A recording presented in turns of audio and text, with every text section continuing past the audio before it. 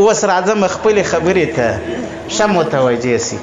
دغه رقم ملایان پر موږ باندې فتواوې ورکوي، وایي تاسو د نجونو پوهنتون بند کوي، یا مې د نجونو مکتب بند کوي، یا مې د نجونو لیسه بنده کړې ده. دا اوس ملایان دي، تاسو وایاست دا مفتیان دي، دا شیخان دي. په دا جامع ازهر کې چې کله داخله کوي اولنی شرط دا دی ژیره بخورئ، پتلون به اغوندي، نیکټایي به تړې، بال به چپه اړئ، خولۍ به نه بسر کوئ. تاسو وایاست. زه وایم زه د هیڅ چا زموږ ملک د هیڅ مفتي و فتوا ته ضرورت موږ نه لرو، خپل ډیر مفتیان لرو. موږ د هیڅ شیخ و فتوا ته د بل خارجي ولاکه یوه ضرورت لرو. موږ خپل شیخان بیخي ډیر لرو، موږ خپل قاضیان لرو، موږ خپل علما لرو. ولاکه د یو ملک وجې ته ضرورت لرو، نه دي موږ ته دې فتواوې نه رااستې. دویمه خبره دا ده، دا څنګه خلک دي چې پر موږ فتواوې ورکوي. ته یې راسئ وګوره، زه به د خپلې سیمې د خپل ملک موچی راولم، موچی دا چپلی چې ګنډي زه به دا راولم. دوی دې د خپلې مدرسې شیخ الحدیث راولي، بیا به بخاري شریف وغوړو په مابین کې چې د دوی شیخ الحدیث پر برابر دی که زموږ موچی پر برابر دی پر سنت. نو خو سره کښېنو به که د غی خبرې دي. پیغمبر علیه السلام له ګوټه تړلې ده که نه ده تړلې؟ رسول الله صلی الله علیه وسلم پټو ګرځاوی که نه ګرځاو؟ رسول الله صلی الله علیه وسلم خولۍ بسر کول که نه بسر کول؟ پیغمبر علیه السلام غټ کالي اغوسته، پتلون یې اغوستی دي، نیکټایي یې تړلې ده. دا خو نه دي کړي رسول الله صلی الله علیه وسلم. دا خو زما موچي د در شیخ الحدیث ولا بزرګ هم دی او پر شریعت برابر هم دی. دا څنګه خلک دي؟ دا عوام خلک غریبانان دي، دی چې وایي اسې یو چا څه وویلی، د خدای بندګانو څوک مو تیر نه باسي، څوک مو راسه خطا نه باسي. بیدار اوسېږئ، در آباده نو مه بېدېږئ. څونه بلا موږ در کوڅه په کوڅه درته ګرځو، څونه بلا موږ تاسو راویښوو. تاسو خو نو هم لږ راویښ سئ د خدای بندګان. پښتو کې یو متل دی، وایي چې یو وارې دې لړم وخوري خطا دې باسي ستا یې در سر جار، دوم وار چې دې خطا باسي بیا یم ستا در سر جار، که دریم وار خطا ایستي نو ستا دې ملا ماته سي، ولې دې ډېر خطا باسي. پیغمبر علیه الصلاة والسلام وایي مؤمن دې د یوه غار نه دوه واره لړم نه وچیچي. رسول الله صلی الله علیه وسلم خو دوم وار وایي دوم وار دې نو لړم تا ونه چیچي. نو بیداره واوسېږئ، داسې تر ابده پورې دې نو داسې خلک پر موږ باندې فتواوې نه راستوي، نه د هر چا فتوا موږ منو، نه دا د اعتبار وړ دي دا فتواوې. موږ حق منو، حق ته تسلیم یو. راسئ زه وایم چې مطلب یې لکه چې نور دی، دا په کلي په کلي چې ګرځي مطلب یې نور دی. والله که د زنانو حقوق هیڅوک دونه ورپره کړي لکه موږ چې د شریعت مقدسه په اصطلاح کې ورپره کوو، هیڅوک یې نشي پوره کولی. دا ښه یاد ساتئ. زه وایم په 20 کاله کې دا خلکو دلته د ښځو دپاره کم خدمت وکړي. دا خلک غواړي چې عیاشي راولي، فحاشي راولي، عریاني راولي، دا راولي. دا خو زموږ د اسلام سره ټکر دی. زه وایم هیڅوک داسې نه کوي لکه موږ چې د زنانو حقوق ورپره کوو په شریعت کې برابر. هیڅوک ولاکه د تعلیم دونه شوقیان دي لکه موږ. موږ په دې تعلیم کې زوکړي یو، په دې تعلیم کې غټ سوي یو، په دې تعلیم کې بمرو د خیر. هیڅوک د دې نه دي شوقیان، موږ یې اصل ښه شوقیان.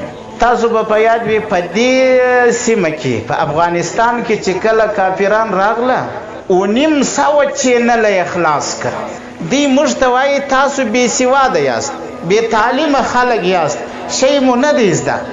نو بیا به یې موږ ته هندي سریالونه خورول.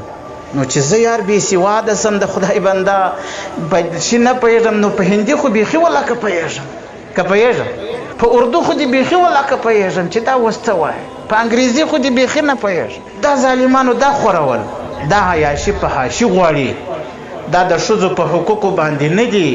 اصل مطلب نور دی. ګوره خو موږ هغه شانې خلط نظام، هاسې مختلط نظام دا چیرې موږ نه خوښو. دا شریعت اجازه نه راکوي.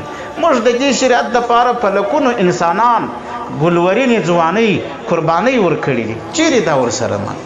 زه خبر درته کوم د دې 20 کلنه لاسته راوړنه مې په یوه خبره ور ختم که د الله تعالی په فضل باندې. دا ښه یاد ساتئ، دې 20 کلنه لاسته راوړنه د عیاشي فحاشي و عریاني بولي.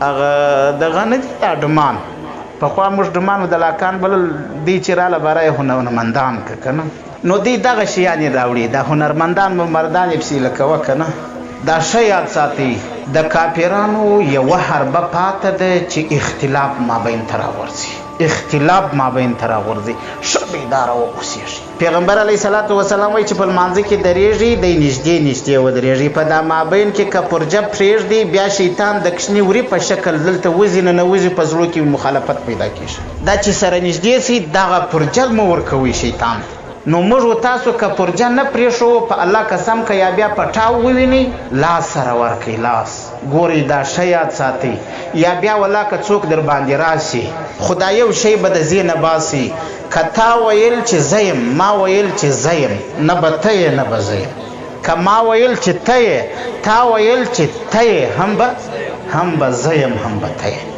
دا زه یوې خیلې نوره پسې پرېږدئ دا لرې کوي صرف مسلمان که چا پوښتنه در څه وکړه د دې مخه په هېڅ ته بیا جواب څه ورکوو مسلمان پیغمبر علیه صلات وسلام وایي که چا پوښتنه در څه وکړه څه ورته او مسلمان یې بس هم دا قانون راټینګ کړئ بیا به موږ تاسو کامیاب هم یو دا اوس بزرګه میاشت 18مه شپه موږ د ښځو حقوق څومره پوره کوو 18مه شپه ده د پنجشنبې شپه ده د رجب المرجب د میاشتې 18مه د فروری د میاشتې دا 9مه او د دلوي د میاشتې 20مه د 11 بجو د شپه د پنجشنبې 11 بجو او د 11 مابین دی د 11 تر 11 دغه مابین دی ډېرې واورې ډېرې لارې بندې کې په غور ولایت کې ولوېدې ټولې لارې بندې کړي د غور په ولایت کې یوه زنانه ادب دی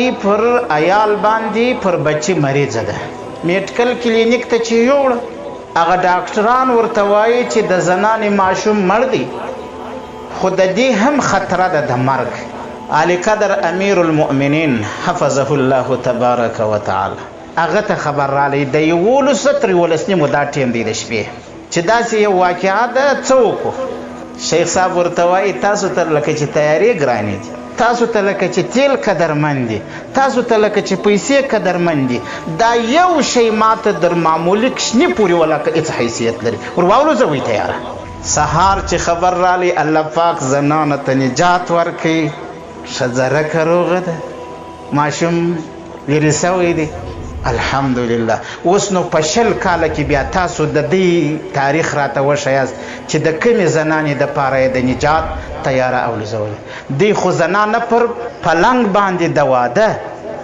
د واده په کټ باندې وویشته په وینو کې رنګ زوم یې د واده په کالو کې په شهادت ورساوي دی خو د زنانې لاسونه په نکرو دوسره په وینو ورسره کوي زموږ اخترونه یې په وینو راولړل دا د بشر د حقوقو والا دی الله تبا کې دا اوس د زنانو حقوق طلبوي دا چیرې هم نسته ګورې یاد ساتئ دنیا مې خطا نه باسي میډیا مې خطا نه باسي دومره سره درواغ وایي دومره سره دا لوی ټلیفون کذاب اشیر دی دا نه دی دا غټ ټلیفون دا کذاب اشیر دی په ټوله دنیا کې در دې غټ درواغجن نسته سره درواغ وایي او ستاسو په دې سیمه کې خو بیا یو څه وخت مخکې بیخي ډېر ویل دنیا به راپورته سوی داسې مړې وسوه داسې مړې وسوه ته خو موږ ته وښیه لس خو پرېوځئ وښیه خدای دې بیخ وباسه وښیه یو څوک نسته او دا خلک بې اتفاقۍ جوړوي د شیخ مولوي عبدالبصیر صاحب